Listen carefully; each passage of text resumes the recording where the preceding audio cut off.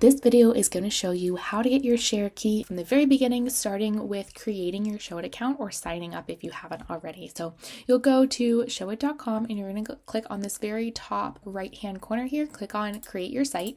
You can go ahead and sign up for a free trial. After creating your account and logging in, you'll come to a screen like this where you can choose a starting design, or if you've already had an account and chose a design, you may have the Simple or the Monstera by Showit. Go back to the email you received upon checkout. Inside the PDF, you'll find what's called the share key. It's a long string of numbers and letters. You're going to go ahead and copy that. Go over to either the bottom left-hand corner, click on your name and click on Add to Library, or if you're just on this screen here, you can go up to Your Designs and then click where it says Add New Design up at the top. You'll enter in your share key to a screen that looks very similar to this and then click on Enter. You'll see a preview of the design and then click Add Now in the bottom right-hand corner. And then you should see a pop-up that looks like this saying that next time you're ready to add a new design from your library, the one you just added will be available to you. Once you've added your template into your Showit account, it will look something like this. If you're on a different template, you'll want to go ahead and create a new design with the share key that you just added. You'll go to the bottom left-hand corner and select your name. You'll select Create New Design.